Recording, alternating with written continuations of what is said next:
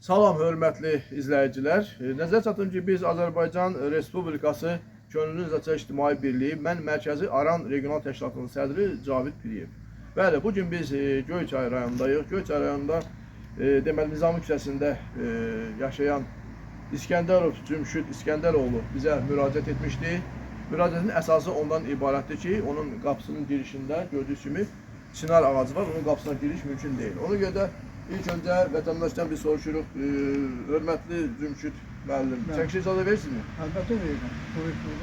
Çəkiliş icazə verirəm. Bəli, vətəndaş çəkişə icazə verdi. Çünki doğrudan da çox maraqlı bir məsələdir ki, biz gəldik, özümüz də şahid olduq ki, bax, vətəndaşın qapısı buradır, gördüyünüz kimi, çəkin, xahiş edirəm bu zonumu. Bax, bu qapısıdır. Bəli, bax, bu həyətidir və baxın, xahiş edirəm, bura çəkin. Bax, gördüyünüz kimi, bu qapıdır, içəri girən hissədir və burada böyük bir çınar ağacı bitibdir. Yəni, balaca vaxtı bunu burada yaşamışlar, çəkməyiblər, kəsməyiblər və burada bitib, artıq vətəndaşın qapısına girmək qeyri-mümkündür. Yəni, avtomobil bura girmir.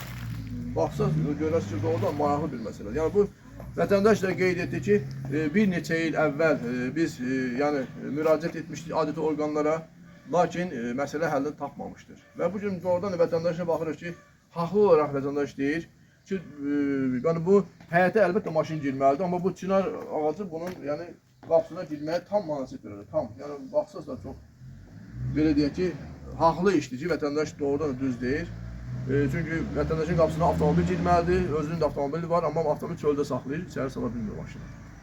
Ona görə biz buradan Ekologiya və Təbii Sərvətlər Nazirliyinin nümayəndələrinə səslənirik, xahiş edirik, adəti qurumlara, Göyçay şəhər bələdiyyəsinə səslənirik. Xahiş edirik ki, bax bu işdə bu vətəndaşlara köməklik göstərsinlər, yəni qanunla, sənədlə vətəndaşın bu ağacının kəsilməsinə köməklik göstərsinlər ki, vətəndaş öz qapısına, həyətinə rahat avtomobillə girib çıxa bilsin. Və yaxud da hər hansı bir həyətdə bir yanğın olsa, yəni vətəndaş qeyd edir ki, bir təhlükə olsa, yanğın olsa, bura yanğın söndürən avtomobilin girməsi də qeyri-mümkündür. Çünki bu çınar ağacı birbaşa qapının içərisindədir, girmək mümkün deyil həyətə. Yəni gətirdikləri əşyalarda əlləri ilə daşıyırlar evlərinə. İstər mebel olsun, istər digər əşyalar olsun. Yəni yaşlı insanlardır, çətinlik çəkirlər. Bizim də dövlətimiz qanuni, hüquqi bir dövlətdir. Ona görə də mən çox xahiş edirəm, hörmətli Ekologiya Təbii Sərvətlər Nazirliyi, yerlərdə olan nümayəndəlik, bu işdə vətəndaşlara dəstək olun.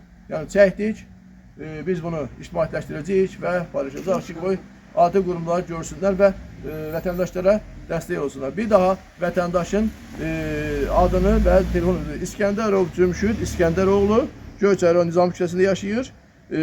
Telefon nömrəsini qeyd edirəm 051 844 21 75. Yəni adı əlqa nömrəsidir.